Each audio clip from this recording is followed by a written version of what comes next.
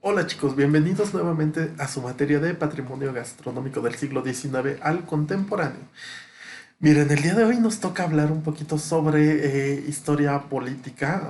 Ya dejamos un poquito siglo XIX, vamos a regresar con los recetarios, pero ahorita sí tenemos que pasarnos ya a siglo XX. Entonces, pues necesitamos hablar un poquito de pues esta parte política.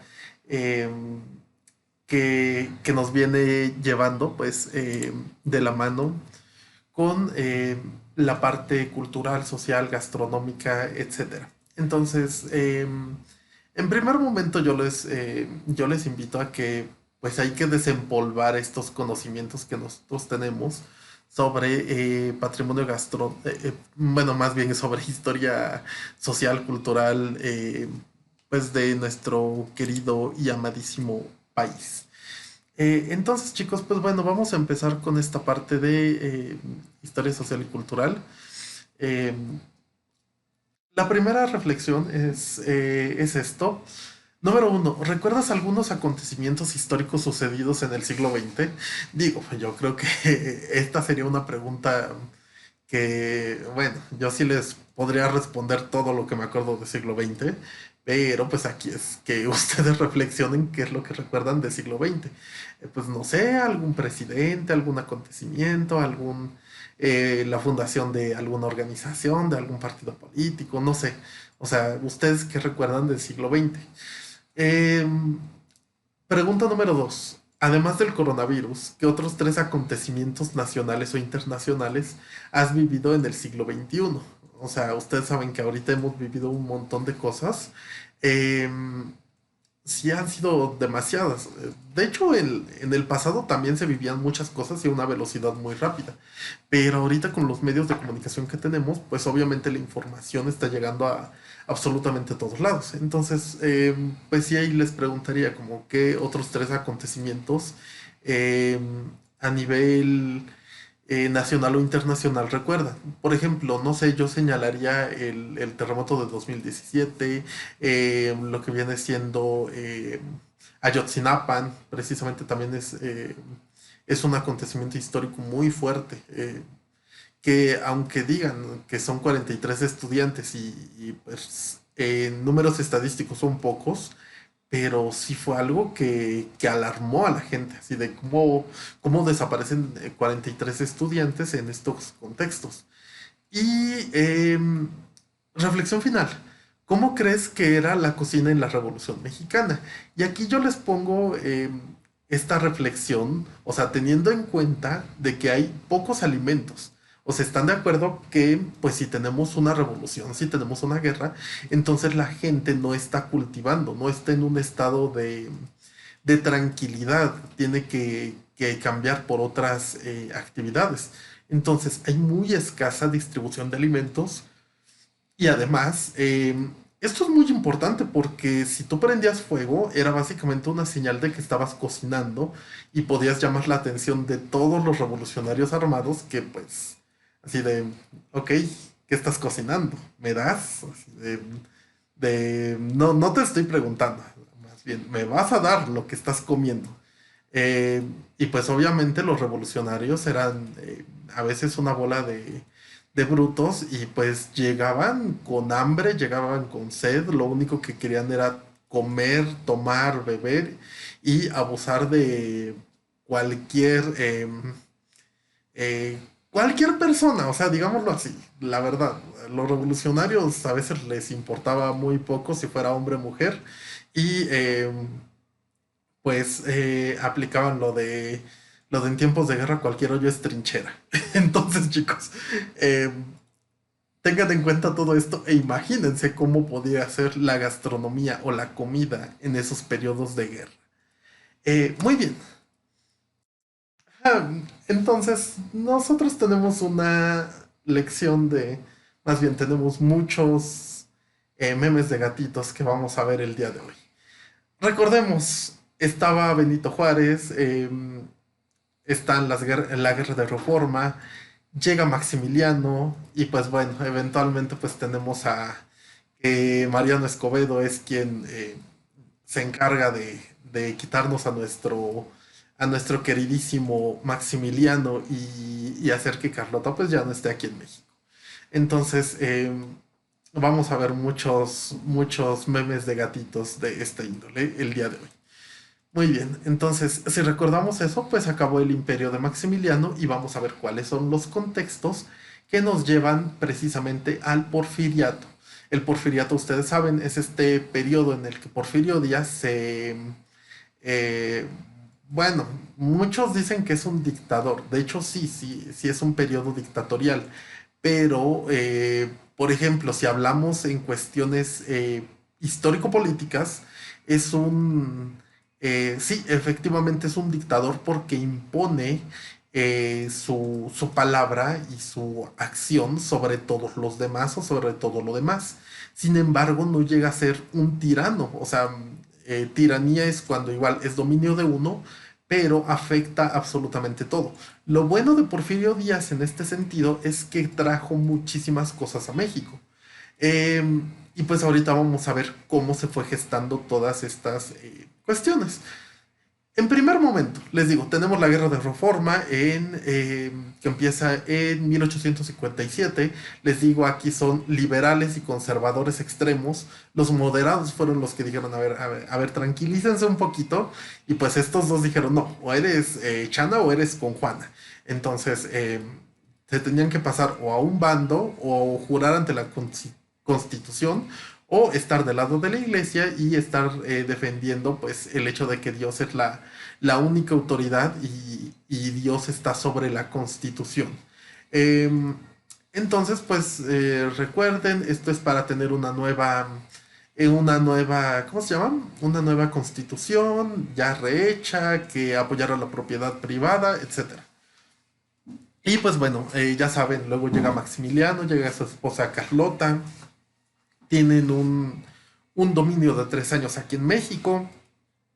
Juárez se apoya de los Estados Unidos, les dice así de, oigan, yo les dejo pasar libremente aquí a México todo lo que ustedes quieran, con tal de que me regalen o me den armas. ¿Están de acuerdo? Estados Unidos, pues sí, está bien. No queremos ver a Francia aquí, entonces por eso los Estados Unidos apoya a Juárez.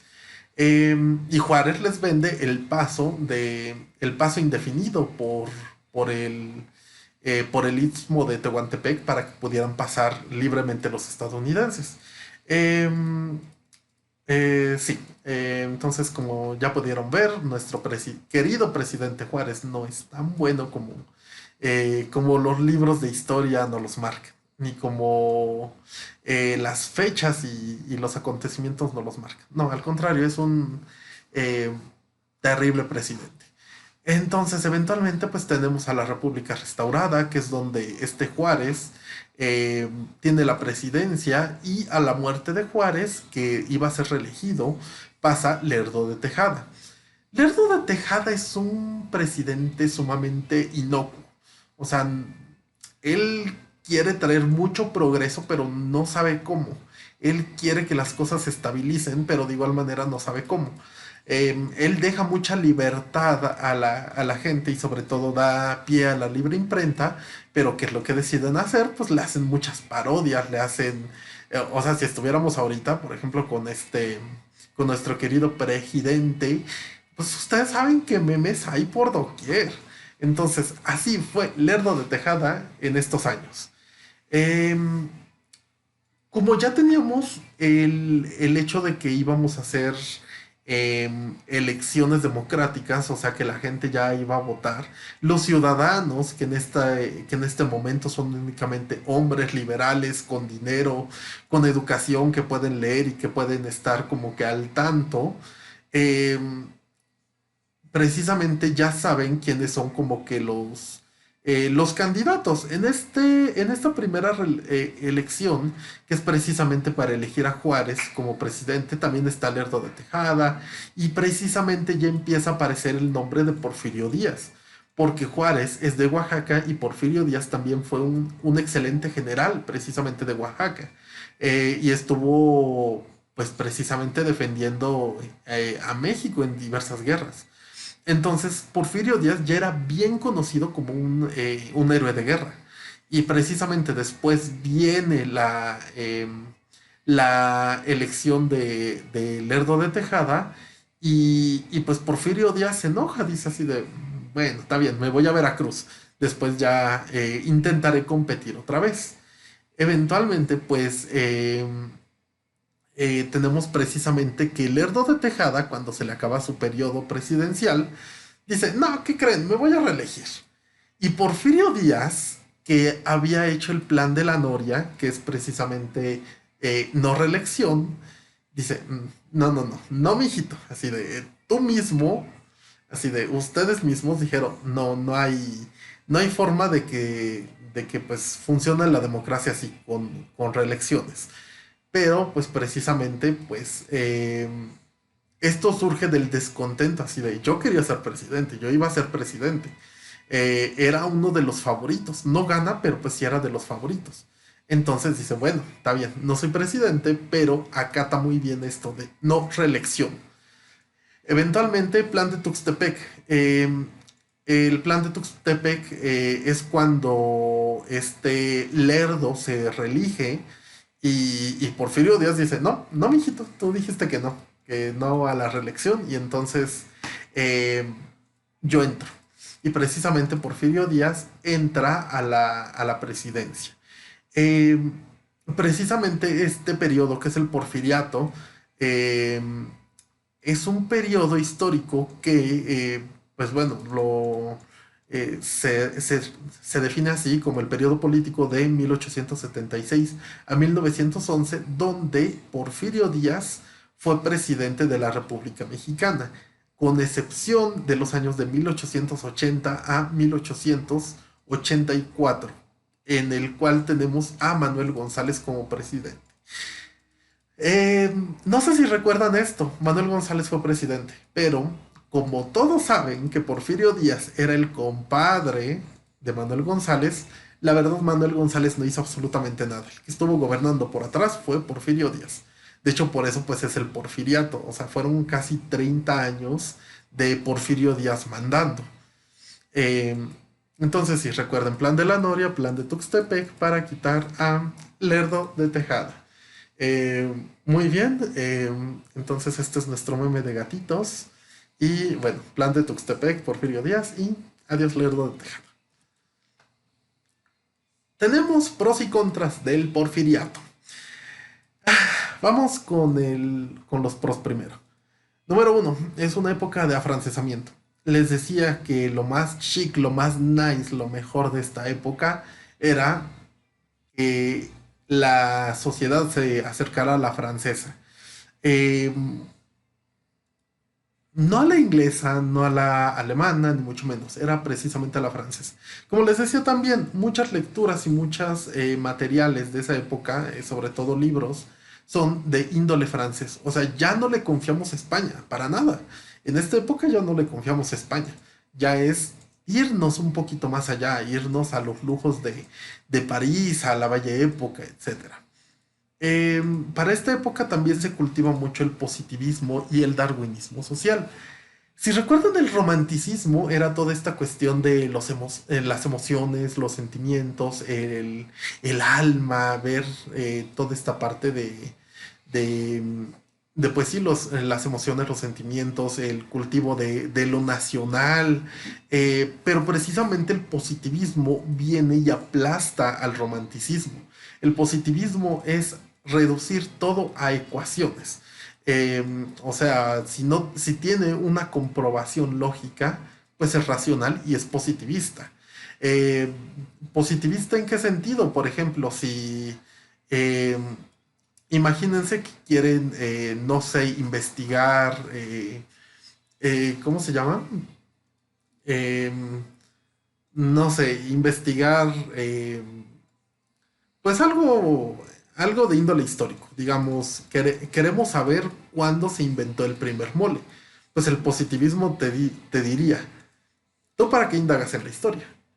El mole es una suma de ingredientes. Suma los ingredientes, agrega energía y tienes un mole.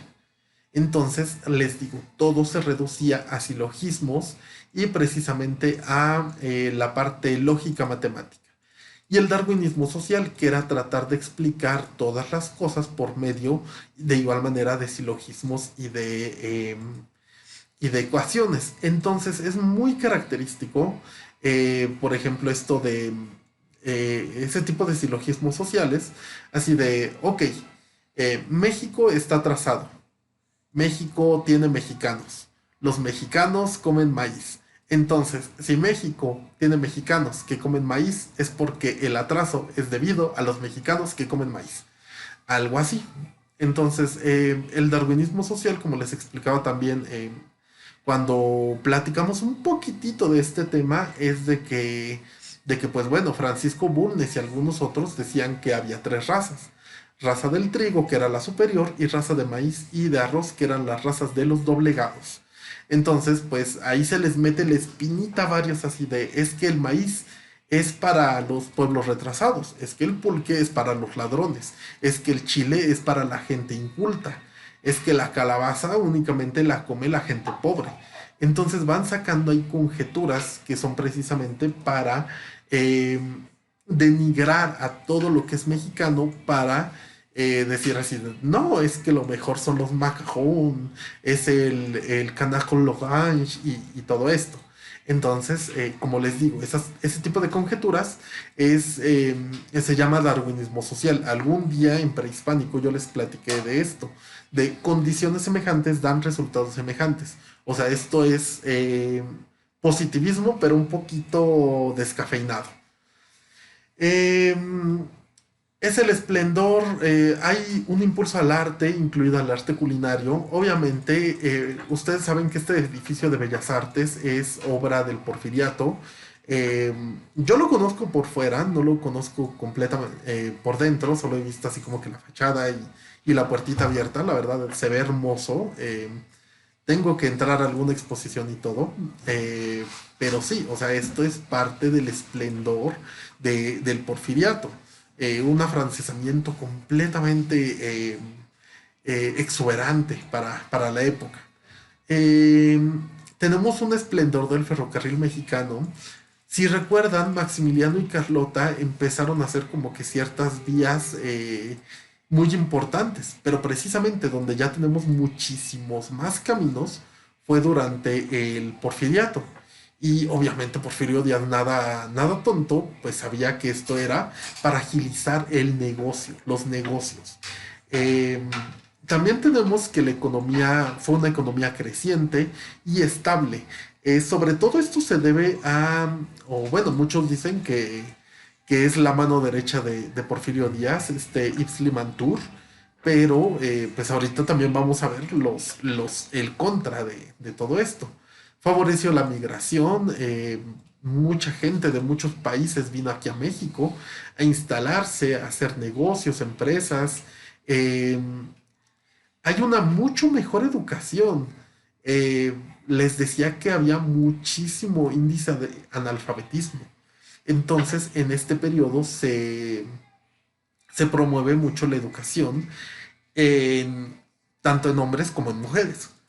Y también es muy importante, desde el periodo del porfiriato, las mujeres tienen un rol mucho más importante. Eh, Se abren escuelas técnicas para mujeres, no solo carreras, por ejemplo, como secretaria, o sea, ya había ingenierías para mujeres, ya las mujeres podían ser médicos, podían ser contadoras, administradoras, o sea, el abanico de las actividades que podían hacer las mujeres ya era muchísimo mayor. O sea, si se dan cuenta, por ejemplo, lo de la Delita, eh, pues esta señora era una enfermera, o sea, ya había precisamente em, oficios mucho más definidos para la mujer y no solo eran oficios técnicos como cocinera, sino ya eran precisamente profesiones mucho más estables, como les digo, enfermería, contabilidad, etcétera. O sea, de que sí tenían ciertos obstáculos, sobre todo por los hombres, así de, pues, ¿cómo voy a dejar que una mujer que apenas está saliendo de una escuelita venga y me mande? Es lo mismo que a nosotros nos pasa. Si ustedes van y piden un trabajo en cualquier lado, les van a decir así de, yo he estado de cocinero 40 años. Si de no un egresado cualquiera me va a decir qué hacer, ni me va a quitar mi puesto. Entonces, de igual manera, había mucho celo profesional, pero pues esas ya son otras cosas y otras cuestiones. No es necesario que lo toquemos aquí, pero pues sí es importante saber que el rol de la mujer en esta sociedad ya es mucho más grande y más importante. Eh, Esta es precisamente una foto de los ferrocarriles.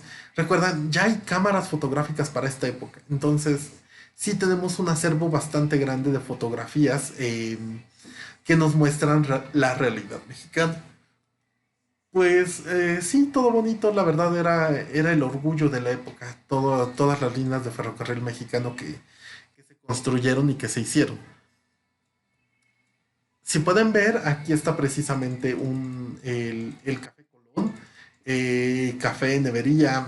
Si recuerdan, en siglo XIX están este tipo de establecimientos como con muchas cositas. O sea, es como una cafetería eh, de hoy en día, pero para esas épocas era lo más elegante, era puro lujo para, pues sí, si pueden ver, pues gente a caballo y pues también está, eh, pues, personas un poquito más humildes del lado izquierdo de la imagen.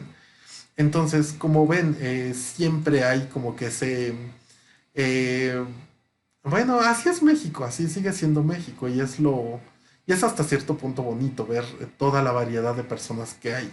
Entonces, pues sí, vean lo importante que era precisamente las neverías, las cafeterías, los restaurantes, para todo lo que viene siendo esta época del porfiriato.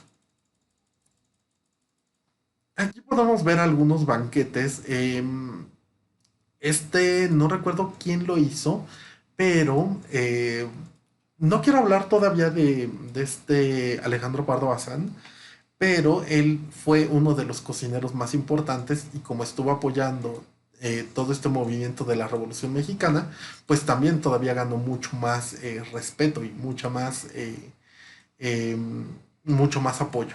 Pero precisamente, pues vean, este es el tipo de eventos que había precisamente en la presidencia mexicana. Muy bien, seguimos. Uf, ya vimos lo bonito del porfiriato, ahora vamos a ver lo feo del porfiriato. Eh, si recuerdan, el compadre de Porfirio Díaz, o más bien Porfirio Díaz entra en la presidencia en 1876. Su compadre entra en el 80 al 84. ¿Qué quiere decir esto? Al principio los presidentes solo duraban 4 años, no como ahorita que son el sexenio. Pero precisamente al principio este elemento de no reelección se aplicó porque Díaz, bueno, más bien, la constitución decía que no podías reelegirte luego. O sea, tenías que pasar un periodo y ya después te podías postular nuevamente como presidente. Entonces, al principio fue legal lo que hizo Díaz, pero después dijo, no, ¿qué crees? Este periodo no va a durar únicamente 4 años. Mi periodo se va a alargar por 6. Después dijo, como no hay nadie competente, yo me voy a volver a quedar.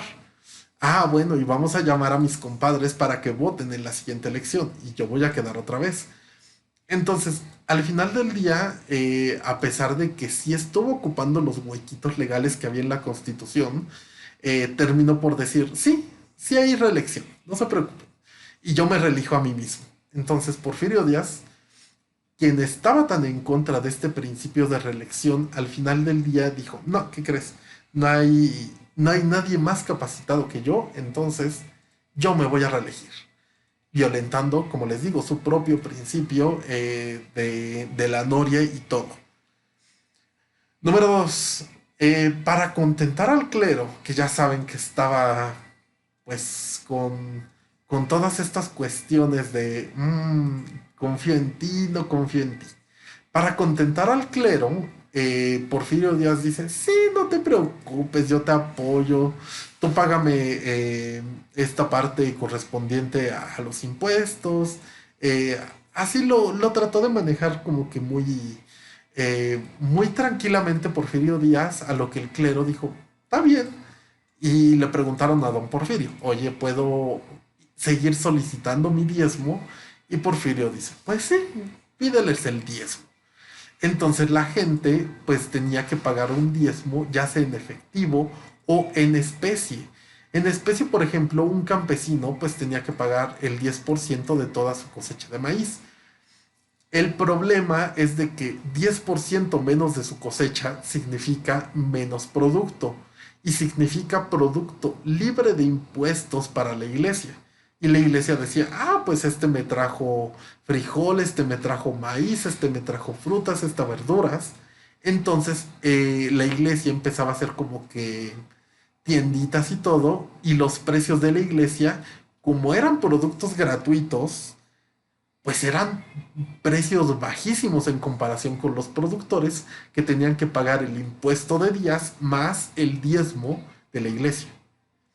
Entonces, ese es un problema, o sea, les llega como que el pago doble, la factura doble, la factura de días, de gobierno de días y la factura de la iglesia.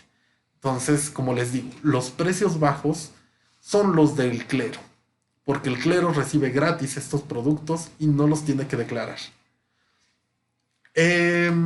Como les digo, muchas veces consideran que este es el maquilador de absolutamente todo el caos que sucedió en el porfiriato de enriquecer únicamente a las grandes ciudades y de empobrecer al resto de México. Es José Yves Limantour, el encargado de Hacienda. Llega a Hacienda, no recuerdo si en 1893, 94, pero precisamente Isli Mantur es un monstruo. O sea, todas las cosas que he leído sobre Limantur es de, pues es que es un monstruo completamente ordenado, completamente funcional, racional, pero que enriqueció a los ricos e hizo más pobres a los pobres. De hecho, por eso les digo, es como ese personaje del cual la gente puede hablar bien, pero al mismo tiempo dices así como que, híjole, híjole, pues, te hizo falta un poquito de ética en tu manejo. Eh, lo repito, enriquecimiento de áreas urbanas y empobrecimiento del resto de México. Eh, de igual manera, apoyo de mano de obra extranjera sobre la mexicana. Algún día se los había comentado, imagínate. Bueno, eh, no, eso lo comentó Virreinal.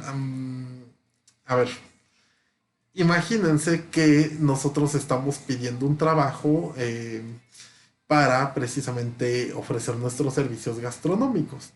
Llegan otras dos personas de otras dos escuelas, una precisamente de el claustro de Sor Juana, y le dan el trabajo a esa persona a pesar de que haya sacado 6. Entonces, ¿qué nos quiere decir eso? O sea, ¿por qué no apoyan al mexicano con estudios en una escuela pública? ¿Me explico? La gente estaba muy bien preparada, pero el gobierno decía, no, yo prefiero que sea un estadounidense, yo prefiero que sea un francés, yo prefiero que sea un belga, yo prefiero que sea un alemán. Entonces, al final del día, estábamos repitiendo lo que pasaba precisamente en los últimos años de la independencia de México. O sea, recuerden que ahí era favorecer al español peninsular, al gachupín. Aunque fueran unos tarados, o sea, la gente decía, ok, te doy el puesto de médico solo porque una vez te sacaste una uña. Así de, oye, yo estudié 8 años medicina, ¿por qué no me diste ese cargo?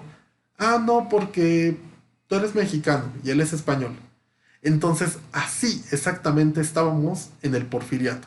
Se prefería la mano de obra extranjera, se le pagaba 100 veces más y al mexicano nada.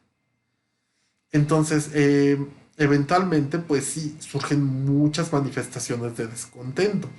Eh, bueno, siguiente aspecto. Ustedes saben que la Constitución mexicana, desde su creación, dice no se permite la esclavitud. O sea, es como que el derecho universal de México. De hecho, por eso México hasta cierto punto es como que este paraíso, porque no hay esclavitud aquí. Pero Porfirio Díaz y la gente dice, sí, vamos a hacer que se permita la esclavitud bajo mis condiciones. Y precisamente la condición es de que si una persona te debe dinero, hasta que te lo pague, puede ser tu esclavo. Entonces, se le fueron agregando ciertos artículos más a esta ley y precisamente las deudas se heredaban. O sea, ahorita les voy a hablar un poquito de lo de Kenneth Turner, pero precisamente deudas heredadas y esclavitud, si es que alguien te debe dinero. Entonces, toda esta cuestión de las tiendas de raya, que lo pueden ver en la parte de atrás, es lo que mantuvo este sistema político funcionando por bastantes años. Ok, ejército sumamente poderoso y listo para acabar con los bandos contrarios. Porfirio Díaz no era nada tonto. Él decía así como que, yo ya vi que se está movilizando eh, un movimiento guerrillero por aquí, por Guadalajara. Entonces Porfirio Díaz decía así de, en vez de mandar como que a uno o dos oficiales para decir así de, primero investiguen, primero vean, eh, hagan esta investigación y luego ya me dicen, luego ya planeamos. No, Porfirio Díaz jamás fue así. Porfirio Díaz decía así de, escucho revolución. Ok, manda a la mitad de su ejército y aplaca a todo. O sea, imagínense si se trataran como de 100 personas que dicen, ay, sí, vamos a sublevarnos aquí. No, Porfirio Díaz dice, no, yo te voy a mandar a 100,000 soldados. ¿Qué vas a hacer contra eso? O sea, Porfirio Díaz no dejaba huella. Trataba de borrar así de, había movimiento aquí, bórralo todo. Había movimiento acá, bórralo todo. Y precisamente el ejército es muy poderoso, tiene mucho dinero, pero Porfirio Díaz es porque no quiere ningún movimiento. O sea, él quiere que todo se haga bajo sus términos y condiciones. O sea, él no quiere tener resistencia, absolutamente nada de resistencia. Eh, y bueno, tenemos que precisamente algunas de estas cosas que pues habían durado mucho tiempo, como la guerra de castas, tiene conclusión con Porfirio Díaz. O sea, la guerra de castas, que era la defensa maya de los recursos, eh, pues ya con Porfirio Díaz dice, bueno, vamos a ver qué hacemos para someterlos. Entonces, todo esto de las tiendas de raya, del Enequén, etcétera, pues sirvió para generar muchas deudas, para esclavizar a la gente del área maya y demás. Y también la guerra del Yaqui, que ya tenía cierto tiempo en la parte de Sonora, y precisamente Porfirio Díaz empieza a hacer muchas cosas. Esto con la finalidad de que quitemos lo que viene siendo los recursos comunales y entremos a un periodo de propiedad privada. Recursos comunales. No recuerdo si les había explicado. Imagínense que hay un lago. Imaginémonos aquí el lago Chinahuapan, que pues es el que estaba precisamente proviendo de muchas cosas a comunidades como Rayón, San Antonio la Isla, eh, ¿cómo se llama este pueblito? Almoloya del Río, entre muchos otros. Entonces, los ayuntamientos decían, ok, así de, ¿quieres explotar lo que hay? ¿Quieres sacar recursos? Bueno, págame 100 pesitos y yo te dejo pescar una semana. ¿Me explico? Entonces te decían así de, pues bueno, puedes sacar lo que tú quieras, pero le pagas al ayuntamiento y el ayuntamiento pues va a ver precisamente porque haya buena protección, porque nadie se pelee, porque haya espacio para todos, de que no se sobrecargue. Entonces, esos son los bienes comunitarios. Nosotros ya nos es más difícil ver ese tipo de cosas. Así de no sé Si pagas al ayuntamiento, te dejo cortar leña. Si le pagas al ayuntamiento, puedes recoger todos los hongos de la montaña que quieras. Entonces, ese tipo de cosas ya no las vemos tan fácil. Pero precisamente, pues, el ideal era ese, que pues la gente tuviera como que su... eh, que absolutamente todos tuvieran pues acceso a este tipo de bienes y pues los estuvieran compartiendo mediante cierto pago. De igual manera, por ejemplo, los lagos y todo, así de, ok, yo tengo una ranchería, yo necesito que mis animalitos tengan agua siempre. Entonces, pues bueno, yo te cobro el uso del agua para que puedas usar toda la que tú quieras.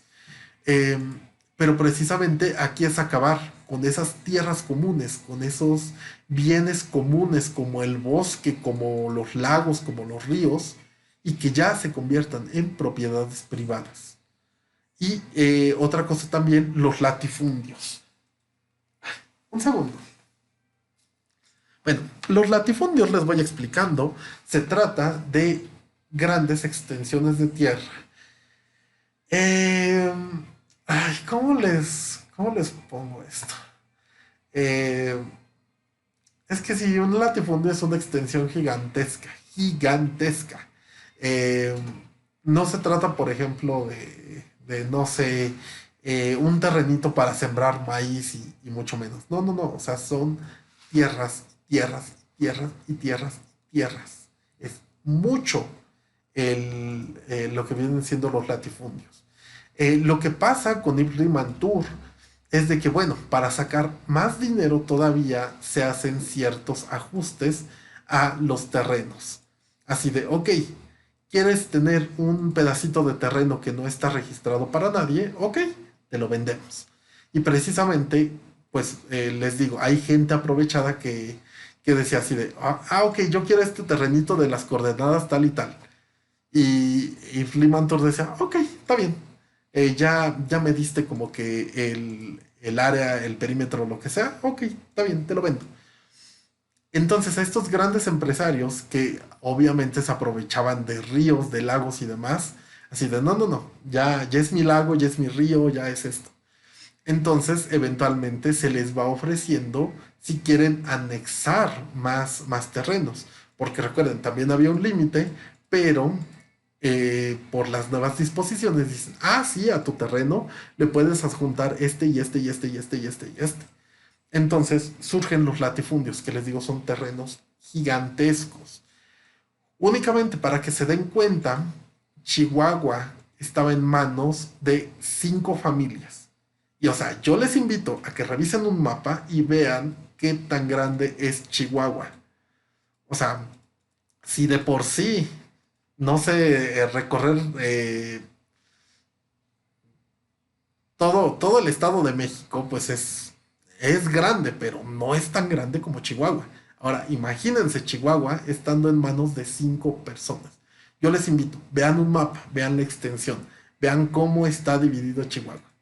Imagínense, 5 personas, nada más, 5 personas por un estado, uno de los más grandes de aquí de México, para que vean qué tan grandes llegaban a ser los latifundios. Y muy bien, eh, este libro me causa mucho conflicto, la verdad.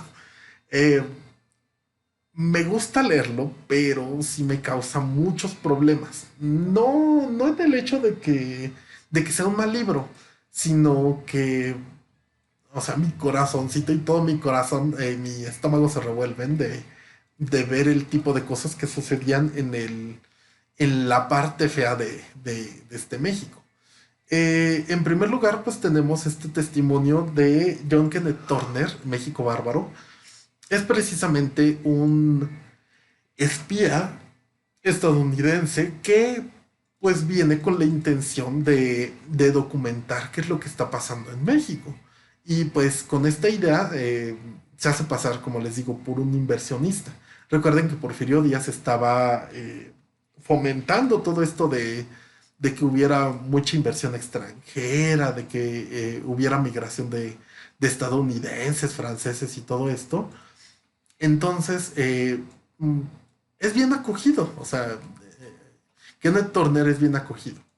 Y bueno, por ejemplo, en estos dos primeros capítulos de México Bárbaro, el primero de ellos es sobre el enequén en la península de Yucatán. El enequén, pues bueno, es la fibra de maguey y para estas épocas se ocupaba pues como lazo, como para precisamente hacer sacos y todo esto. Em, entonces, pues era uno de esos bienes que México pues se enorgullecía. Pero precisamente en la parte de atrás nos dicen que pues están todos los habitantes mayas capturados, que los empezaron a forzar a trabajar por ahí, que están en eterna deuda con las tiendas de raya. Eh, si más o menos recuerdan la parte histórica de esto, una tienda de raya era como una tienda de prestamistas. ¿A qué me refiero? Imagínense que ustedes trabajan 8 horas al día y les dicen, no, no, no, en vez de pagarte 1,000 pesos, yo te voy a dar un vale por 1,000 pesos. Así de, ok, ¿en dónde canjeo este vale? Ah, en la tienda de raya. Vas a la tienda de raya. Así de, ok, me das, no sé, una camisa. Ok, te va a costar 5,000 pesos. Pero ¿por qué 5,000 pesos? Así de, si voy afuera, una camisa me va a costar 300 400 pesos. ¿Por qué aquí 5,000? Normas. Pero precisamente las tiendas de raya te decían, ah, pero no te preocupes, llévatela y yo te anoto. Yo llevo mi registro. Entonces tú vas a estar en deuda conmigo y hasta que termines esa deuda te puedes ir. Pero ¿qué creen? Absolutamente todo lo de la tienda de raya tiene costos exorbitados. No puedes alimentarte con lo que te da tu trabajo. Tampoco puedes alimentar a tu familia. Además del hecho de que se hacían ciertos rituales, eh, bueno, ¿cómo se los pongo? Ustedes saben muy bien que cosas como las fiestas de 15 años son para conseguirle novio a la quinceañera. O también ese tipo de cosas como ciertos paseos, ciertas veladas.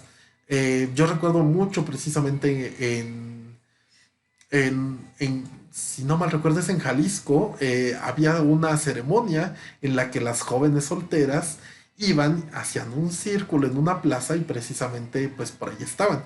Y los galanes hacían otro círculo afuera de ellas y cuando ya encontraban como que a su alma gemela, ok, se salen del círculo y siguen adelante. Pero precisamente, o sea, había de este tipo de rituales para que la gente ahí mismo encontrara pareja, tuviera hijos, y cuando el hijo creciera, bueno, más bien, cuando el hijo, eh, más bien, el padre tenía que trabajar y trabajar y trabajar, y seguía teniendo sus deudas por él, por su esposa y por su hijo. Y entonces, en el momento en el que el padre muere de tanto trabajo, le hereda la deuda al hijo. Y el hijo tiene que pasar por exactamente lo mismo, tiene que conocer a una mujer o de igual manera una mujer, tiene que conocer a un hombre, tiene que casarse, ahí mismo se endeuda y le deja su deuda a los hijos. Como les digo, es un sistema muy, pero muy fuerte. Entonces, también tenemos, por ejemplo, el caso de la guerra del Yaqui en Sonora, que pues tenemos que Porfirio Díaz y todos ellos condecoraban y daban, no recuerdo si era como $100 o $1,000, creo que eran 1,000, por matar a un yaqui. O sea, para que vean qué tan fuerte llegó a ser. Porque el pueblo yaqui sostuvo una guerra muy fuerte. Y o sea, ir contra los yaquis ya era así de, uy, es que me toca contra ellos y no, no quiero meterme con, con ellos porque sí es un pueblo fuerte. Entonces, lo primero que hicieron fue traicionar a uno de sus líderes políticos, bueno, líderes de los yaquis, a uno de sus caciques, así de, ok, vamos a negociar y todo, ¿y qué creen? Pues bueno, cuello. Entonces, como les digo, esta fue una guerra muy injusta contra los yaquis. Y pues al final del día los sometieron y a los que terminaron sometiendo los mandaron a Yucatán. Así de, ok, váyanse a trabajar al Enequén. Y pues de ahí obviamente ya no salían. Kenneth Turner también habla del sistema de represión política, lo que les decía, bando contrario que sale, Porfirio Díaz dice, no, ejército, elimínamelo. Y precisamente también tenemos dos huelgas, la de Río Blanco en Veracruz y la de Cananea, que son como las más sonadas. La de Cananea es la de una industria minera en Sonora, que obviamente pues traen personal extranjero y precisamente a los estadounidenses que estaban trabajando como los ingenieros, es así de, tu sueldo va a ser 50 veces mayor que el de ellos y a ellos les voy a bajar para pagarte a ti. No, no, no, pero ¿por qué me vas a bajar? Porque tienes mano de obra extranjera. Entonces así se manejaba. Río Blanco fue precisamente también porque les aumentaron las jornadas, les bajaron los pagos, no había productos, estaban las tiendas de raya y todo. Y precisamente, pues sí, o sea, había un trato muy injusto de parte de la gente de Río Blanco. Pero precisamente luego tenemos el hecho de que en este tipo de huelgas, pues obviamente la gente ya está harta. Saquea las tiendas de raya, saquea las casas de la gente pues que tenía este tipo de negocios y todo. Y don Porfirio Díaz dice, ok, mando a mi ejército. Y obviamente es una matanza despiadada. Al siguiente día, de hecho eso sí lo recuerdo muy bien, el siguiente periódico dice, se apaciguó una huelga en Río Blanco, así de los trabajadores, eran unos maliciosos, eran unos viciosos, y ellos querían acabar con la paz mexicana. Ah, pero nuestro presidente, don Porfirio Díaz, mandó al ejército para aplacarlos, y la paz regresa a México, para que no haya más bandoleros de este tipo. O sea, es una máscaras, ponen más y más y más máscaras para tapar lo que está pasando. Y obviamente la industria, o más bien la prensa, es la que trata de ocultarlo, la que está más pagada para que pues salgan las noticias que quiere que salgan Porfirio Díaz. Y bueno, eventualmente, por todo el descontento y demás, surge la Revolución Mexicana desde noviembre de 1910. Ok, vamos a ver un poquito de la Revolución Mexicana. Eh, pues ustedes ya vieron eh, que pues tenemos a Porfirio Díaz, ya está, ya sabe que ya no se puede mantener su régimen. O sea, solo tarda un año para renunciar. Entonces, Francisco I. Madero, que está precisamente en la parte norte, eh, va juntando gente para hacer una oposición política. Y precisamente lo encarcelan, lo mandan a Estados Unidos, él se escapa y precisamente con todos sus amigos y demás recuperan Chihuahua. Recuerden, Chihuahua es importante porque eran los grandes latifundios, de los grandes latifundios. En 1911, Porfirio Díaz renuncia a la presidencia y se exilia a Francia. Y precisamente pues tenemos... Es que este es un periodo verdaderamente horrendo. No, no, no hay otra palabra que pueda definir lo que yo siento por la Revolución Mexicana. Es un periodo horrendo porque es una lucha de poderes, pero descarada. Es una lucha descarada. Em, De hecho, ahorita vamos a ir con la contrarrevolución y vamos a ver pues qué es lo que pasaba. De igual manera, no hay mejor manera de explicar este fragmento de la historia mexicana que con gatitos. Entonces, nuestro querido revolucionario Francisco I. Madero, pues tiene el pacto de la Ciudadela y a Victoriano Huerta tras su cabeza.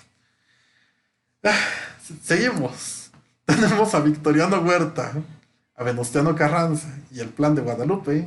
Y adiós Victoriano Huerta. Después tenemos a Venustiano Carranza en la mira de Plutarco Elías Calles con el Plan de Agua Prieta. Adiós Venustiano Carranza.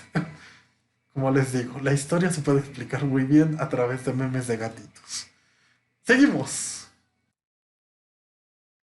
Tenemos la contrarrevolución, el maximato y la guerra cristera. Uy, siempre hay pros y contras de todo esto.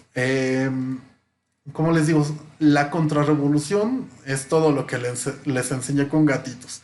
Es un, son peleas por el poder político.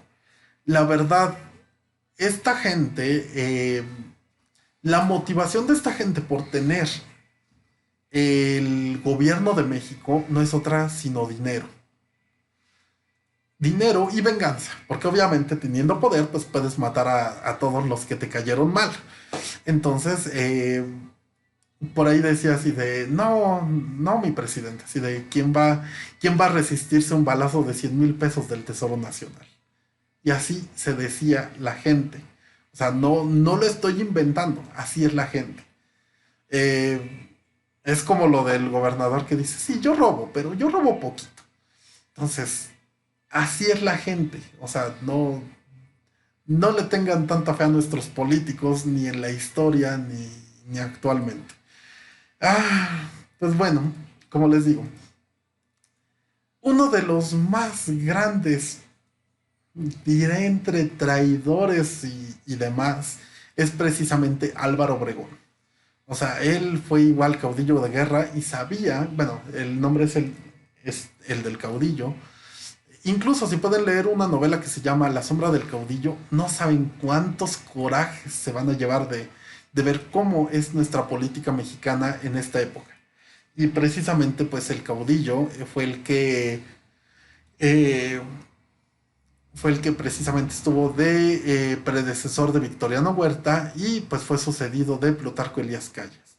Eh, Obregón, eh, o sea, si Porfirio Díaz podríamos decir que fue muy fuerte con sus decisiones y todo, Álvaro Obregón era vengativo, era rencoroso y no, pero sí era meticuloso, o sea, él sabía cómo ordenar las cosas para que todo le conviniera a él y pues obviamente a su séquito.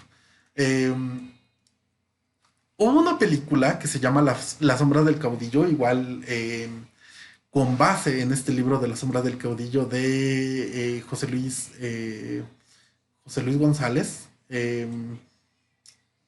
Ay, no, no recuerdo si es José Luis González, pero creo que sí.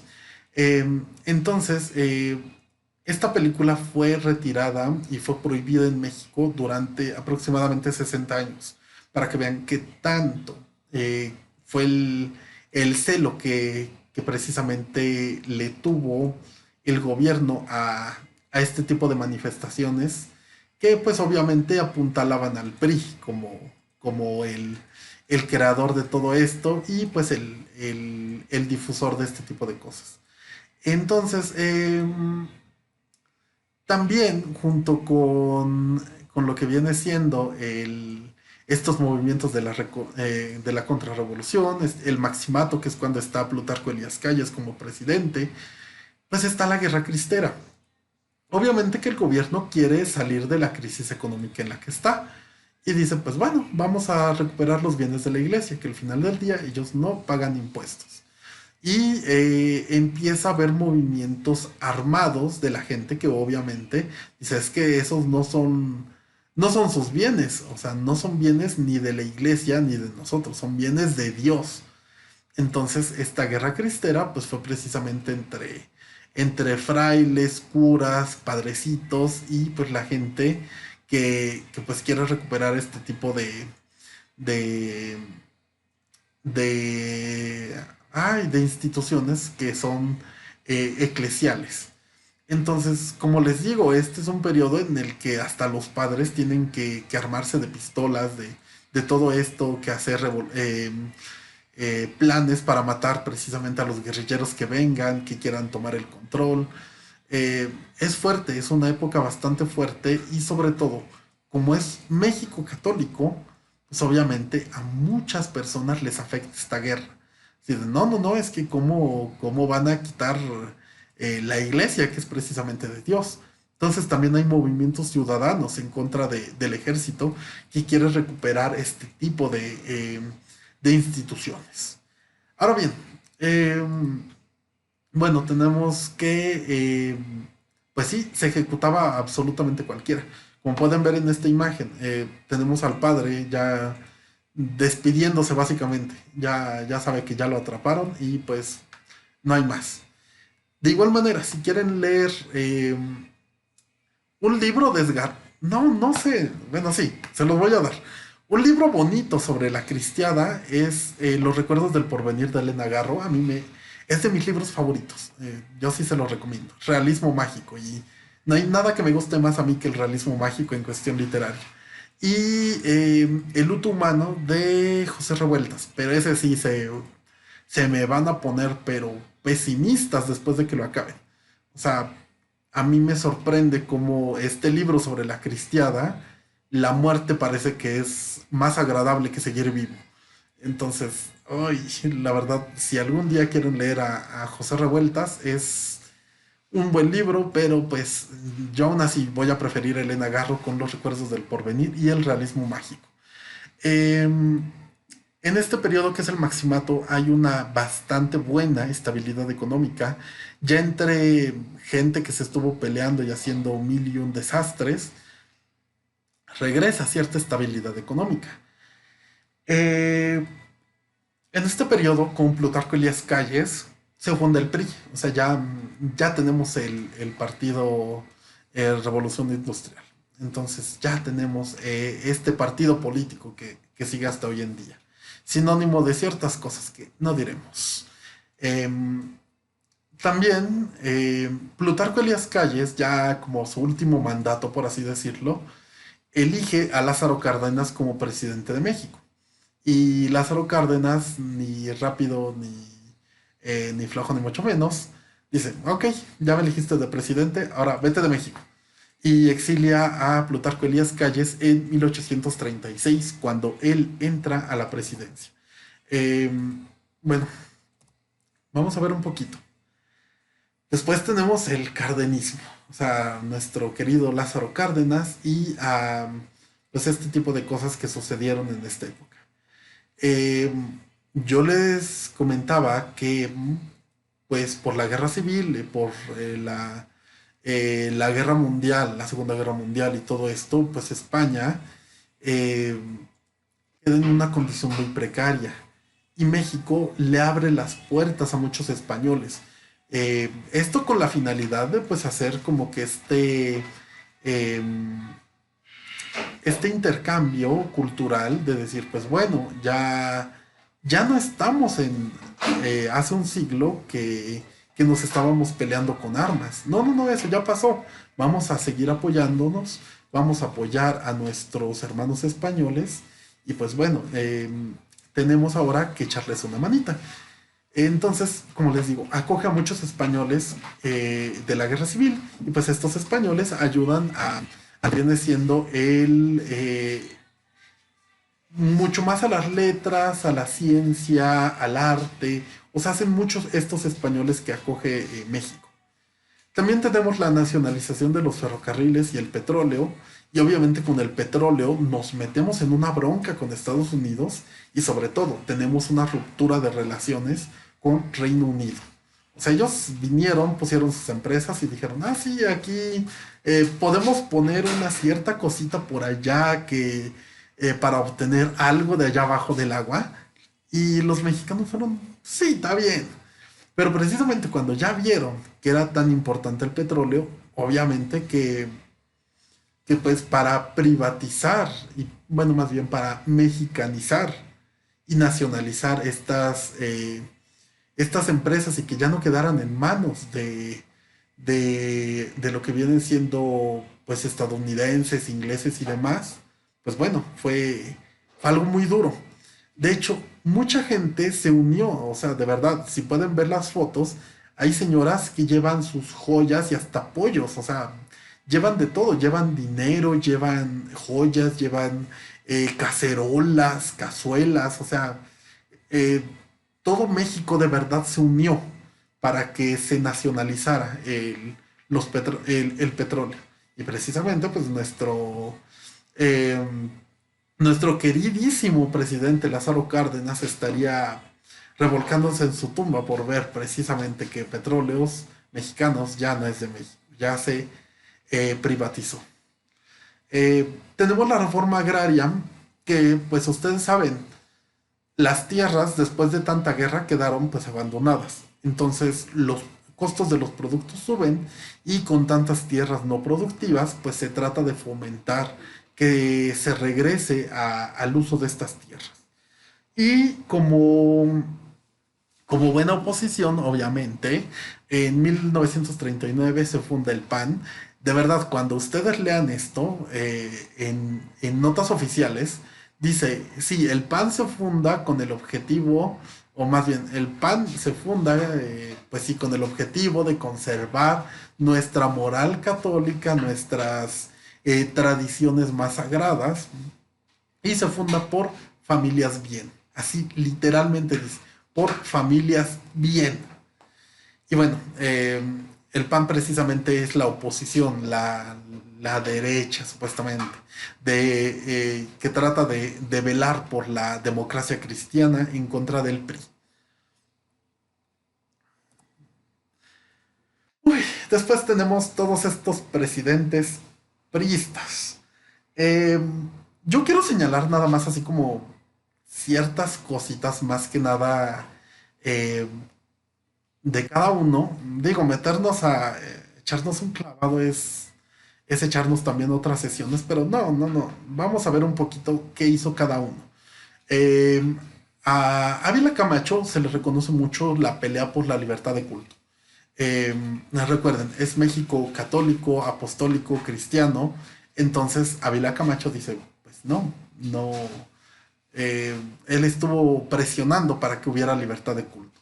Miguel Alemán Valdés es aquel que estuvo fundando Ciudad Universitaria. Entonces, lo que viene siendo nuestra máxima casa de estudios a nivel nacional, que es la UNAM. Y pues bueno, eventualmente muchas otras, pues comienzan precisamente con este tipo de iniciativas de fomentar más la educación universitaria. Adolfo Ruiz Cortines, él se enfoca mucho más a hospitales, a carreteras, y en 1955, que es precisamente en su periodo, se le da el voto a la mujer. Eso también es importante, el voto a la mujer, porque antes eran únicamente hombres. Para López Mateos es importante la fundación del ISSSTE y la nacionalización de la electricidad. Eh, de igual manera, la electricidad no estaba en manos mexicanas, pero precisamente con López Mateos, la electricidad ya es algo que queda en manos del gobierno mexicano. Gustavo Díaz Ordaz. Uy, creo que de él nada más. No, no tenemos nada bueno que decir de Ordaz. O sea, tenemos los Juegos Olímpicos, la Copa Mundial de Fútbol, pero pues porque ya se habían programado. Pero pues con Díaz Ordaz tenemos la matanza de Tlatelolco. Y pues, oh, entonces les digo, tenemos con Díaz Ordaz la matanza de Tlatelolco. Tenemos a Luis Echeverría Álvarez. De igual manera, lo único que tenemos importante de él es el Infonavit. De López Portillo. Uy, López Portillo es uno de esos presidentes de igual manera que tienen tantos pros y contras, porque dicen, al principio aumentó muchísimo el Producto Interno Bruto, pero después de unos años se nos fue en picada. Miguel de la Madrid. Con Miguel de la Madrid tenemos un acontecimiento social que nos marca, pero también muy fuerte, que fue el terremoto del 85. Eh, yo creo que la mayoría de sus padres sí recuerdan este acontecimiento y fue muy fuerte. O sea, eh, pues si no nos afectó tanto como aquí en Toluca, pues bueno, hubo vidrios rotos, hubo paredes que se cuartearon, pero pues el daño fuerte fue en Ciudad de México. O sea, fue en que creían que era la más grande metrópoli de México para esa época y pues se nos derrumbaron muchas cosas. Eh, entonces pues en el terremoto hubo mucha coerción entre los mexicanos, hubo mucha ayuda. De hecho, si recuerdan el último terremoto también que estuvo fuerte y que afectó la parte sur de México, pues si recuerdan, o sea, mucha gente iba y donaba muchas cosas, o sea, de verdad, los desastres naturales aquí en México sí nos han enseñado a echarnos la mano. Pero les digo, de Miguel de la Madrid no hay absolutamente nada más que resaltarle el terremoto, la Copa Mundial de Fútbol, que de igual manera ya estaba programada, y el fraude electoral. Así de, se nos fue la luz, ganó Salinas de Gortari. Entonces, tenemos también ese fraude electoral con Miguel de la Madrid a Salinas de Gortari. Salinas de Gortari, lo único bueno, no lo sé, no sé qué decir. Lo único de Salinas de Gortari fue que con él ingresamos en el 94 al TLC, al Tratado de Libre Comercio. Obviamente con esto nos ayuda a que haya mucho más comercio entre México, Estados Unidos y Canadá. Sobre todo entre Estados Unidos y México. Ahorita ya vemos un poquito más entre Canadá, que precisamente son todas estas marcas de Member Mark. Pero precisamente con Gortari, pues es precisamente eh, el ingreso de México al TLC. Eh, de igual manera, ya teníamos nacionalizados muchas cosas. Gortari dice, hay que privatizar. Hay que hacer que esto sea de capital de ciertas personas y ya no que sea nacional. Y también tenemos a la salida de Gortari, pues se iban a presentar los siguientes candidatos. Y tenemos a Luis Donaldo Colosio, que pues ya saben, lo asesinaron por haber dicho de que pues él quería cambiar las cosas. Y pues sí, no pudo cambiar mucho. Eh, entonces, pues después entra Ernesto Zedillo Ponce de León y tenemos la crisis económica más fuerte de México. Eh, si algún día quisieran platicar con sus papás, si es que les tocó precisamente esta crisis económica, pregúntenles cómo estuvieron las cosas. De verdad aquí todo se nos desplomó, o sea, todo, los costos de absolutamente todo se elevaron. O sea, si imagínense que una sala, no sé, en vez de costar 3,000 pesos, aquí en esta crisis económica cuesta 30,000. Entonces los costos se dispararon, ¿no? Hubo mucha hambruna, eh, muchas cosas horribles en este periodo, de verdad. Si algún día quieren platicar con ellos de cómo les fue con Cedillo, uf, platiquen con ellos. Y pues Cedillo también pues fue el que trató de buscar la estabilidad económica en este periodo de crisis tan fuerte. Eh, y pues bueno, Cedillo se lavó las manos y dice, no, todo lo que salió mal fue de los predecesores, no fue mi culpa. Pues bueno, tenemos también nuevos gobiernos, ya saben que entra el PAN en 2000, gana Vicente Fox Quesada con sus chiquillos y chiquillas, después tenemos a Felipe Calderón Hinojosa, eh, pues que saben bien que fue el que estuvo agitando todas estas cuestiones del narco, regresa el PRI en 2012 con Peña Nieto, y pues ahorita 2018 el triunfo de Morena con nuestro presidente Andrés Manuel López Obrador. Eh, y bueno chicos, esto es un poquito de historia mexicana del siglo XX. Yo quiero que lo tomemos sobre todo como contexto para saber qué es lo que está pasando en siglo XX y en siglo XXI. Por ejemplo, en siglo XXI de manera culinaria, y eso es muy bueno, es de que pues, la gastronomía mexicana se condecora como patrimonio cultural inmaterial de la humanidad. De igual manera, o sea, hay muchas cosas que podemos rescatar de, de estos periodos a nivel cultural, que la sectura está tomando la gastronomía más en cuenta, cuando se estuvieron ingresando algunas marcas colectivas o denominaciones de origen, pero pues eso ya son información un poquito más puntual que podríamos ver, pero pues sí, poco a poco lo podríamos ir viendo, pero a nosotros nos importa saber qué cosas. Saber que México, pues poco a poco se fue industrializando. Saber que poco a poco, pues estuvimos desarrollando ciertas tecnologías, desarrollando ciertas cosas. El rol de la mujer se vuelve decisivo, no solo en la conformación de la familia, o sea, porque la mujer no se quedaba en casa. La mujer era la responsable de muchas cosas dentro y fuera de la casa. Entonces, el rol de la mujer en el siglo XX es bien importante. Y de hecho, pues, la siguiente sesión sí estaríamos hablando de los aparatos modernos, que pues es cuando ya se introduce pues, la batidora, la licuadora, el horno milagro, la olla express, etcétera. Y pues con todo eso, pues también entraríamos a la parte de Alejandro Pardo de el objetivo de la cocina ya para el siglo XX. Entonces, muy bien chicos, esto sería todo por esta sesión. Pues en esta semana estaría calificando sus líneas del tiempo y de igual manera, si ustedes quieren mandarme un correo personal, ya saben, es gerardo.g.zaragoza@gmail.com y me quieren solicitar cuál es su calificación o cómo van en calificación, adelante, pueden hacerlo.